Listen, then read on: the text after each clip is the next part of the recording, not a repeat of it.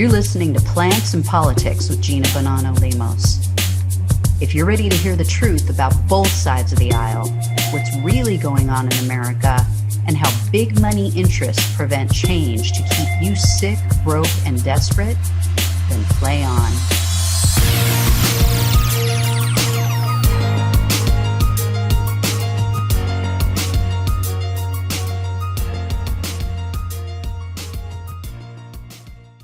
Hey everyone, welcome to Plants and Politics. This is Gina. So really exciting news about type 1 diabetes. A new study revealed that a plant-based diet is helpful for patients with type 1 diabetes. Researchers from Physicians Committee for Responsible Medicine, it's a nonprofit group in the United States, they published findings from two case studies that they performed in the Journal of Diabetes and Metabolism, which showed that a plant-based diet rich in whole carbohydrates, fruits, vegetables, whole grains, and legumes helped to improve insulin sensitivity. So type 1 diabetes differs from type 2 diabetes. Type 2 diabetes, of course, is when your cells just aren't taking up the insulin, and so your body's not getting the signals that you have the energy to perform all the tasks that it needs to perform. And so you have insulin resistance. So again, the insulin is just not getting into the cells where it's needed. Type 1 diabetes is when your body's immune system destroys your beta cells, which are the cells in your pancreas that create insulin.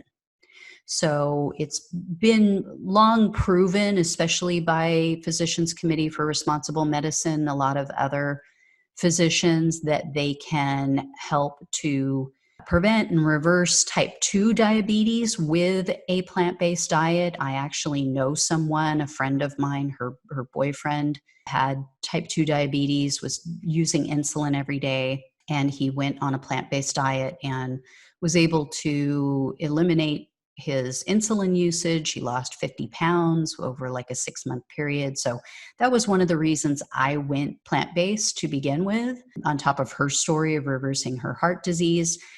But in this case, they're looking at, again, type 1 diabetes, which was long thought to be very different, and they weren't sure if there would be an effect. Although there's an athlete, and I don't recall her name. I apologize. I should have looked it up. But she lives in, if I remember correctly, San Diego, California. And she has been able to control her type 1 diabetes with a plant-based diet. So these two case studies, though, that they highlight, I'm going to give you a breakdown. One was of a woman who had been diagnosed with type 1. And she was initially placed on a low-carb, high-fat diet that was high in meat and dairy. Although her blood sugar stabilized on that diet, she required more insulin for every gram of carbohydrates that she consumed.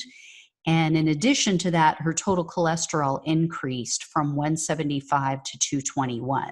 So not good. In 2019, they placed her on a plant-based diet instead, which included no dairy, no eggs or meat.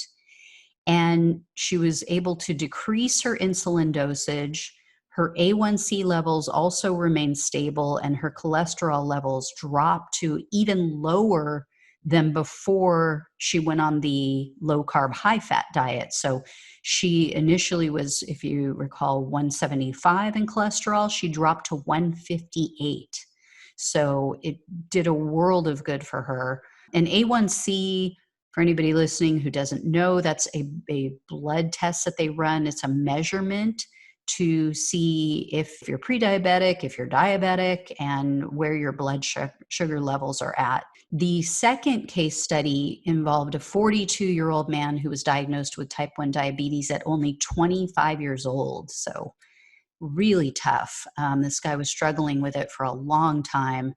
And after switching to a whole food plant-based diet and eliminating animal foods for only 3 months, he not only lost weight, according to the study, but he was also able to reduce his insulin dosage and his A1C levels decreased from 6.2 to a range of 5.5 to 5.8. So really exciting news. They, of course, noted that they need to do larger studies, but very exciting stuff, guys. So when I hear more, I will let you know. In the meantime, like, share, subscribe, all that good stuff, and I'll talk to you soon. Take care. Thanks for listening to Plants and Politics. The only way we can take our country and power back is to spread the truth and build an army. So remember to like, follow, subscribe, and share on Facebook, YouTube, and wherever you listen to your podcasts. Thanks again.